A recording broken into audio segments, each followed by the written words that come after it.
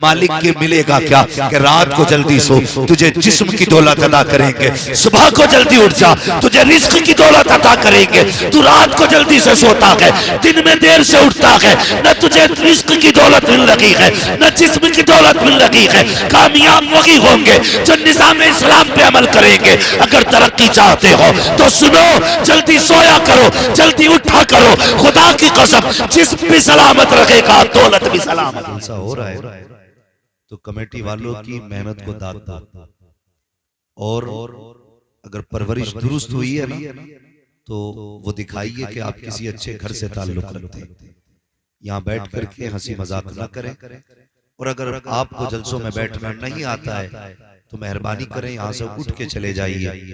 ये महफिल हुजूर की है, यहाँ किसी भी अदब की जरूरत नहीं है।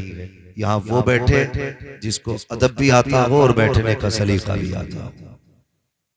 लिहाजा ख्याल रखिएगा, कोई इस तरह की हरकत न करे, और दुआ किया करो अल्लाह ताला ऐसी महफिलों में पहुंचा दे, वरना पूरी जिंदगी चौराहों पर इधर उधर घूम घामने में कट रही है। कोई जवानी हमारी तुम्हारी नहीं है, कोई ताकतें नहीं है।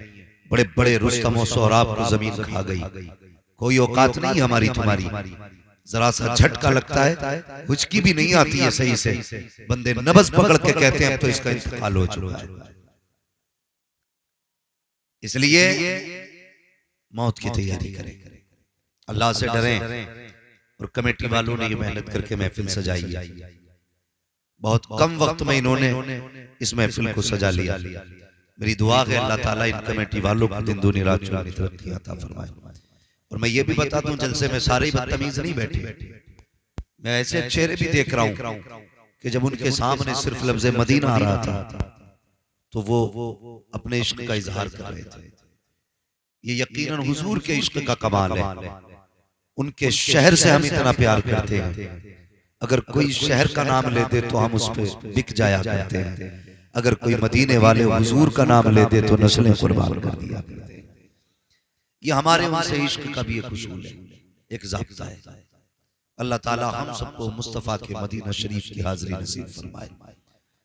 और कमेटी वालों ने जो मेहनत की है, अल्लाह ताला इनकी मेहनतों को रंग अता करे।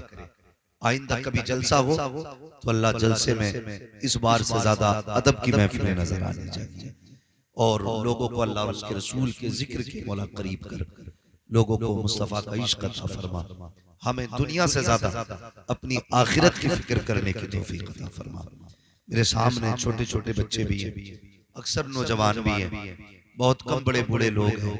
दो बातें हैं, या तो बड़े बूढ़े आए नहीं हैं या दुनिया में है ही नहीं।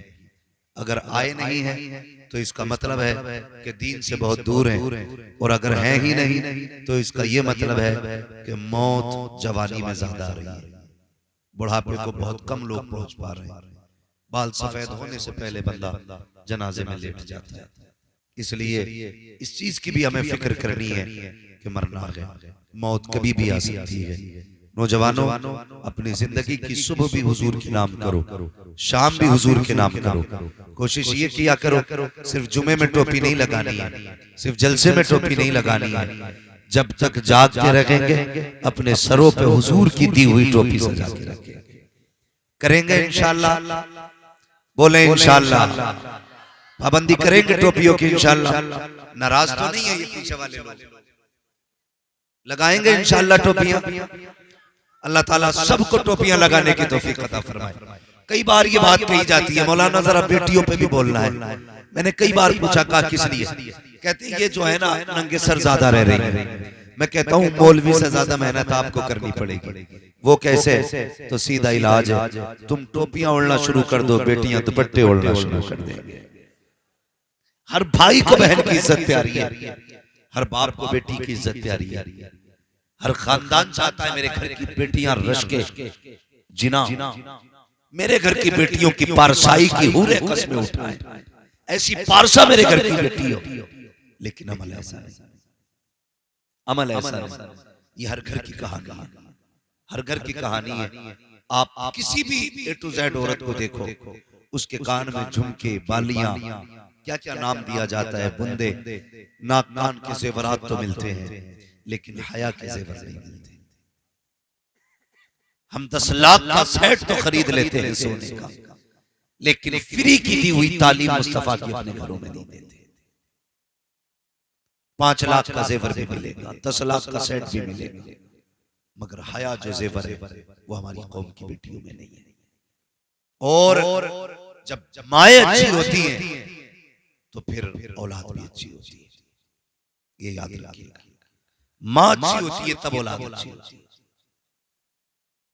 2 पानी बड़े कीमती होते हैं, 2 पानी। हम कितना आसान समझते हैं। बच्चा बिगड़ता है, आते हैं इमाम साहब के पास, हाजी साहब जरा तावीज लिख दो, बच्चा नाफरमान है। यही सोचते, इन्होंने तावीज लिखा दे दिया। तावीज ये बुजुर्गों का तरीका है, मैं इसका मुनकिर नहीं, लेकिन याद रखिएगा पहले आप अपने हिस्से का काम करें, उसके बाद फिर दुआ को छोड़ दें। हम अपने हिस्से का काम करें ही नहीं, एक तरफ आटा लेके बैठ जाएं, दूसरी तरफ पानी लेके बैठ जाएं, फिर बिछा दें मुसल्ला और कहें अल्लाह रोटी बना दे, इसकी रोटी बना दे, इसकी रोटी बना दे। बन जाएगा, बोलो बन जाएगा। अल्लाह चाहे तो पत्थर में जान डाल, उसकी कुदरत का इनकार।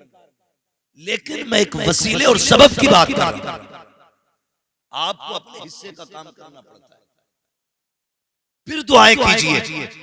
शेख सादी शिराजी रहमतुल्लाह तआला अलैह ने कहा था, बंदा अपने हिस्से का काम न करे, खाली दुआ करता रहे, ये बेवकूफी है। और दुआ न करे, खाली अपनी मेहनत पे भरोसा करे, ये उसका घमंड है।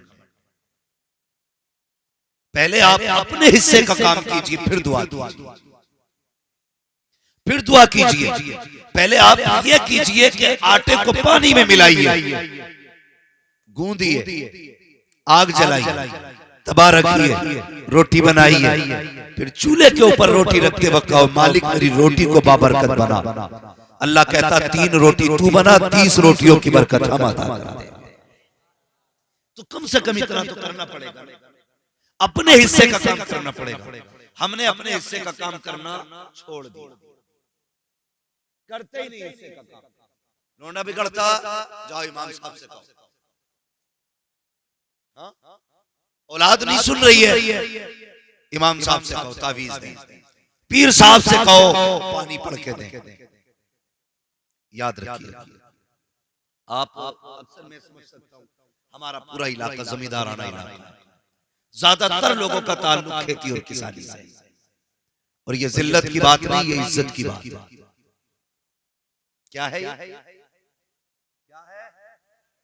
इज्जत की बात है। आज का नौजवान ना अपने बाप का काम बताते हुए शर्माता है। क्या करते हैं तुम्हारे बाप? अरे क्या है, बस वही जमीन कुरेदना, ये जुमले बोलते हैं। क्या है, बस वही जमीन कुरेदना।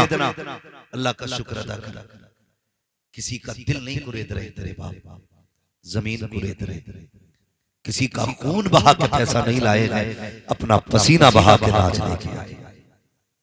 ये नसीब की बात होती है। रिज़्क़ हलाल बहुत बड़ी दौलत होती है, लेकिन हमारा नौजवान तबका तो ये चाहता है हराम का हो या हलाल का, बस बिल्डिंग चमकनी चाहिए।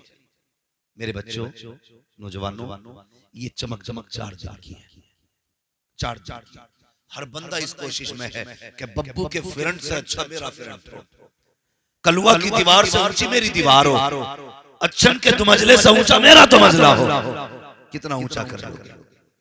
एक दिन बस वही कब्र जाना, वही गज भर जमीन, वही मिट्टी मनो मिट्टी, वही तख्ते, वही लट्ठे का कपड़ा, और कुछ नहीं। वही 1 मंजिल वाले को दिया जाना है, वही 5 मंजिल वाले को। डॉक्टर साहब भी उसी कफन में लेटेंगे जिसमें मरीज लेटा होगा, अक्ल वाले भी उसी कफन में लेटेंगे जिसमें दीवाने को लपेटा जाएगा, गरीब भी उसी कफन में लेटेंगे जिसमें सेठ साहब लेटे होंगे। याद रखिएगा, प्रधान को भी उतनी जमीन मिलनी है जितनी गरीब मिस्कीन को मिलनी है, किसी की जमीन ज्यादा नहीं है। तो मेरे बच्चों, उन नौजवानों, कभी अपने बाप के जायज पेशे पे शर्मिंदा ना हो, बल्कि फख्र से कहना मेरा बाप हलाल के लुक़मे खिलाता है, हराम के लुक़मे नहीं खिलाता। ये सबसे बड़ी बात है। लोग क्या कहते हैं, ये नौजवान बच्चे क्या कहते हैं, अब्बा किया क्या तुमने, देखा नहीं है उनके, देखो 4 मंजिल है, उन्होंने लड़कों को अपने फला गाड़ी लेके दी, शर्म आनी चाहिए। और तुम कहां रह गए, वही छप्पर वही साइकिल। अल्लाह का शुक्र अदा करो, अपने बाप के तलवे चूमा करो और कहा करो शुक्र है तेरे इन तलवों का, तूने मजदूरी करके भले चटने से खिलाई है, लेकिन किसी का दिल तोड़ के तूने हराम के लुक़मे नहीं खिलाए। कभी कहा करो ना यार, हम क्या चाहते हैं, हम इतने उड़ जाएं, इतने उड़ जाएं। सुनो, तुम्हारी दुनिया का भी आईना तुम्हें दिखा दे। आज ना ऐसे ऐसे कट चलने, मैंने जो नौजवान के यहाँ से यहाँ तक का बाजू देखा पूरा काला था, मैंने गौर किया, मैं सोचा था ये कपड़ा है कि कोई कवर पहन रखा है इसने, गौर से देखा तो पेंटिंग करा रखी। क्या थी पेंटिंग, उसे क्या बोलते हैं, क्या कहते हैं, टैटू। वो बनवाए घूम रहा है और फटे फिर रहे हैं, और जवानी ऐसी है थप्पड़ मार दो 3 कले का है। ये जवानियां है हमारी। और अगर बात आ जाए, कहते हैं कि अभी जाके फला के मुल्क में इस्लाम का परचम लहराएंगे, तो उससे दाढ़ी का बोझ नहीं थमता, तू झंडे का बोझ उठा लेगा। और देखो झंडा लिए घूम रहा, 12वीं शरीफ का झंडा था, सरकार की आमद मरहबा, इतना झंडा नहीं हिल रहा था जितना खुद हिल रहा था।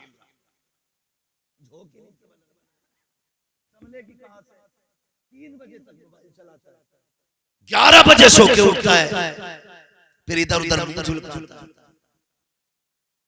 रात सोने के लिए बनी थी, ये मोबाइल चलाने के लिए। बोलो जोर से। अब एक बात बताओ, अगर ट्रेन 110 की स्पीड पे हो, तुम उसके आगे खड़े हो जाओ, मरोगे कि बचोगे? बोलो। 10 मंजिल की ऊंचाई से कूदोगे, टूटोगे फूटोगे या ऐसे ही बच जाओगे? बोलो क्यों? क्योंकि ये बात फितरी है। आप दौड़ती ट्रेन के आगे आओगे, नुकसान होगा। ऊंची बिल्डिंग से कूदोगे, नुकसान होगा।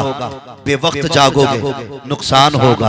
तुम्हारे रब ने तुम्हारे लिए क्या निजाम बनाया, फरमाया जल्दी सो जाया करो, जल्दी उठ जाया करो। तुम इशा की नमाज पढ़ के जल्दी सो जाया करो, फजर में जल्दी उठ जाया करो। मालिक के मिलेगा क्या कि रात को जल्दी सो, तुझे जिस्म की दौलत अदा करेंगे। सुबह को जल्दी उठ जा, तुझे रिस्क की दौलत अदा करेंगे। तू रात को जल्दी से सोता है, दिन में देर से उठता है, न तुझे रिस्क की दौलत मिल रही है, न जिस्म की दौलत मिल रही है। कामयाब वही होंगे जो निजाम इस्लाम पे अमल करेंगे। अगर तरक्की चाहते हो तो सुनो, जल्दी सोया करो, जल्दी उठा करो।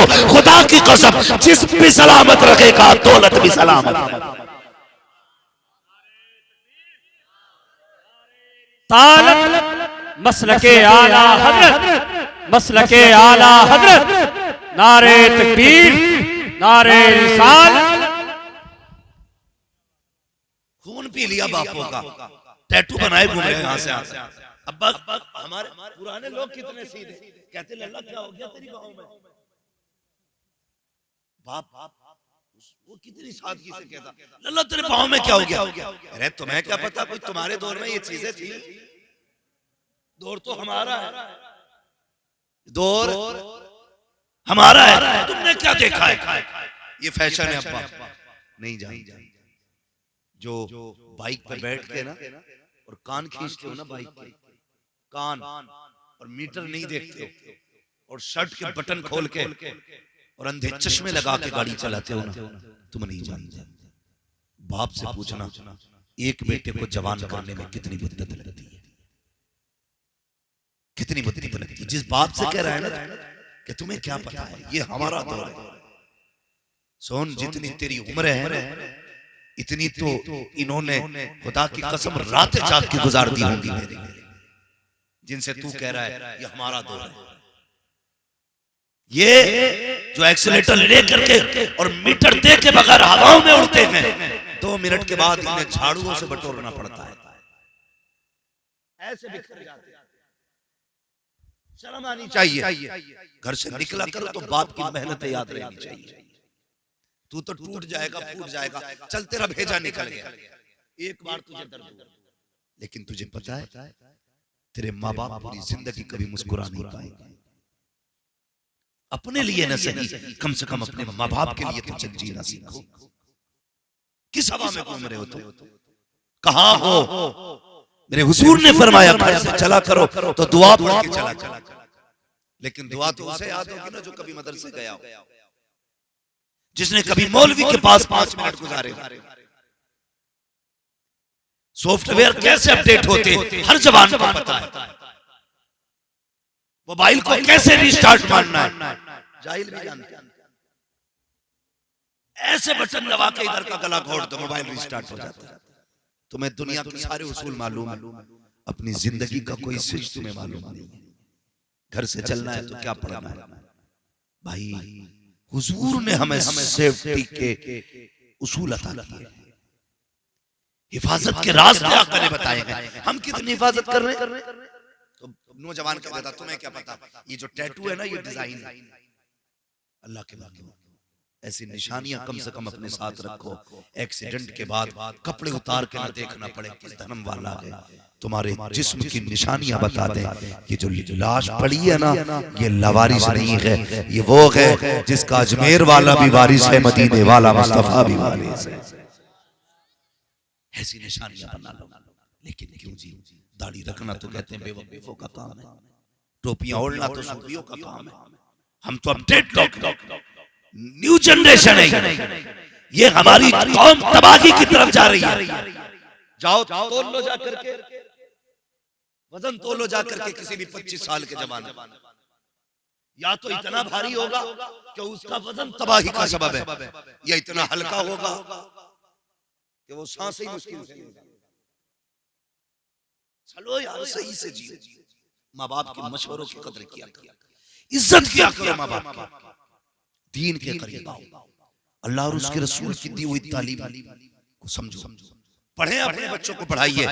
हम कहते हैं पढ़ा ले बच्चों को, तो लोग कहते हैं क्या मिलेगा पढ़ा के, बस वही 6000 की तनख्वाह। तुझसे किसने कह दिया ये 6000 के लिए कुरान पढ़ाए गए हैं, ये 7000 के लिए दीन सीख के आए हैं। इन्होंने जो कुरान सीखा है ये पैसे के लिए सीखा है। रख यार अपनी जेब में पैसा, एक पागल भी थूकना शुरू कर दे, लोग मिट्टी की कीमत लगा दिया करते हैं। देखा ना कि है तुमने, अगर कोई सिर्फ गोभी के पत्ते लेके बाजार में बैठ जाए, शाम को 4 पैसे लेके जाता है, कोई भिंडी लेके बैठ जाए, शाम को 4 पैसे लेके जाता है। अगर ये किसी काम के ना लोग कुछ ना कुछ लेके जाते हैं, फिर ये तो हुजूर के उम्मती है। तुम्हें क्या लगता है अगर ये हाफिज न बनते तो कमा नहीं पाते? नहीं, खुदा की कसम, इन्होंने दौलत के लिए कुरान नहीं सीखा, इन्होंने अल्लाह और उसके रसूल की मोहब्बत के लिए कुरान सीखा। और जो दीन से दूर है वो कितनी बेबसी की जिंदगी जी रहे हैं, कितनी बेबसी की जिंदगी। इंतकाल का वक्त आया, अब्बा भी मान थोड़ी रहा, अब्बा से भी थोड़ी सी गुजारिश है मेरी, अब्बा लल्ला को हाई स्कूल पास करा के दुकान खुलवा देते। ऐसा लगता है जैसे हाई स्कूल पास करा के इसका TMU में एडमिशन करा दिया, जामिया में है, MU में है। भाई क्या सोच रहे हैं हम? हाई स्कूल क्या है? कुछ भी नहीं है। पढ़ो और आगे बढ़ो। जो कौम जाहिल रह जाती है ना, फिर उसे उसका हक भी नहीं दिया जाता है। अगर तुम्हें अपना हक बचाना है तो तुम्हें पढ़ना पड़ेगा, तुम्हें पढ़ना पड़ेगा। बुरा ना मानना डॉक्टर साहब, आपकी बात नहीं कर रहा। इतना जालिम मुआशरा है, सबसे सस्ता अगर कायनात में कुछ है तो कुरान है। क्या है? क्या है? सबसे सस्ता कुरान है, और लोग उसी से दूर। आप किसी इंग्लिश मीडियम में बच्चे का एडमिशन कराने जाओ, कहते हैं इसके जूते आएंगे 1600, ड्रेस आएगी 2600 की, कोर्स आएगा 7000 का, फिर इसको गाड़ी लेके जाएगी वो 7000 महीने का बिल। समझ रहे हैं? ये सारी चीजें साल भर का 1.5 लाख से ऊपर का खर्चा है। लेकिन जाइए किसी बच्चे को लेके मदरसे जिसके बदन पे कपड़े ना हो, पैर के जूते टूटे हो, कोई खाने का मयार उसे भी लेके जाइए। खुदा की कसम ये हिंदी इंग्लिश में कुत्ता बिल्ली की पढ़ाई है जो पैसे वालों को सीने से लगाती है, और एक मेरे रब के कुरान की तालीम है जो अमीरों को भी सीने से लगाती है, गरीबों को भी सीने से लगाती है, गरीबों को भी सीने से लगाती है। लेकिन हमने पढ़ाया बच्चों को नहीं, जब सांस अटकेगी ना यहां से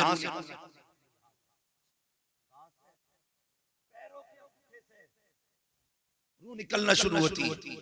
किसी ने हजरत अली से पूछा जनाब रुकू में जाए तो किधर देखें, फरमाया पैर के अंगूठे, सजदे में जाए तो किधर देखें, कहा नाक, कायदे में जाए तो किधर देखें, कहा गोद, कहा पैर के अंगूठे क्यों देखें, कहा इसलिए कि सबसे पहले रूह हो पैर से निकलेगी। हाँ पैर से निकलेगी। अल्लाह अकबर। बातें सारी भी बयान करने बड़ा वक्त लगेगा, लेकिन एक बात बताना चाहता हूं, कई लोग नमाज पढ़ने जाते हैं ना तो पैर के अंगूठे नहीं देखते बल्कि इमाम के अंगूठे देखते, फिर निकलते ही कह रहा निकालो जी ने, क्या क्यों के हिल गए अंगूठे, इसलिए इनके पीछे नमाज नहीं होगी। इसे बैठा के पूछो गुस्ल में कितने फर्ज हैं तो 17-18 बता,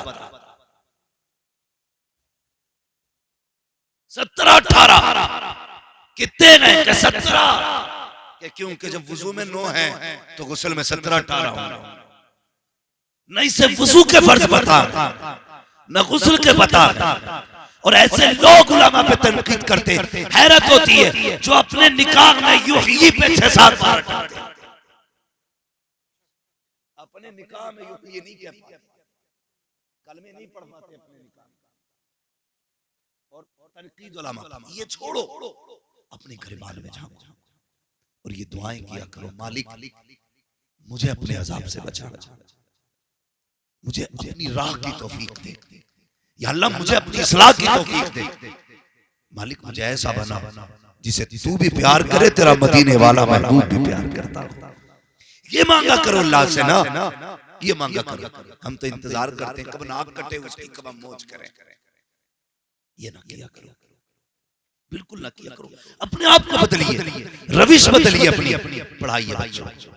जब सांस अटकती है ना, रूह जब पैर से शुरू होती है तो जब आकर के घुटनों में आती है तब रूह एक झटका लेती है, उस वक्त बड़ी तकलीफ होती है। फिर जब कमर में आती है तब एक झटका लेती है, बहुत तकलीफ होती है। फिर जब आके सीने में रूह अटकती है ना, उस वक्त का मंजर बड़ा मुश्किल होता है, बहुत मुश्किल होता है। फिर लोग दौड़ते हैं, इन्हें क्या पढ़ के सुनाना है, क्या पढ़ के सुनाना है। बेटे भी खड़े, डॉक्टर हैं, मास्टर हैं, इंजीनियर हैं, खुदा की कसम कोई इंजेक्शन ऐसा नहीं जो मौत की तकलीफ को मिटा दे, कोई इंजेक्शन ऐसा नहीं, कोई थ्योरी ऐसी नहीं है जिसकी बुनियाद पे बंदा आसानी से मर जाए। मरने का आसान इलाज सिर्फ कुरान में मिलता है। फरमाया गया जब रूह न निकलती हो, मरने वाले के पास कुरान पढ़ना शुरू कर दिया जाए, कुरान पढ़ना शुरू कर दिया जाए। हाँ हाँ तुमने डॉक्टर इंजीनियर सब कुछ बनाए, पढ़ो अच्छी बात है, लेकिन दीन भी बच्चों को सिखाओ, कुरान भी बच्चों को सिखाओ, ताकि जब तेरी रूह सीने में आके अटक जाए उस वक्त किसी को तलाश के लिए तेरे बच्चे दौड़ करके इधर उधर दूसरों का मुंह ना देखें, बल्कि मजा तो तब है इधर हिचकी आना शुरू हो, उधर तेरे बेटे कुरान पढ़ना शुरू कर दे, इधर सूरह रहमान की तिलावत हो हो, उधर प्यार से रूह निकलती हो, फरिश्ते कहते हो मुबारक हो, ऐसे बेटे छोड़ के जा रहा है कि अभी सांसें खत्म नहीं हुई है, रब ने तेरी कब्र को जन्नत का गहवारा पहले बना डाला।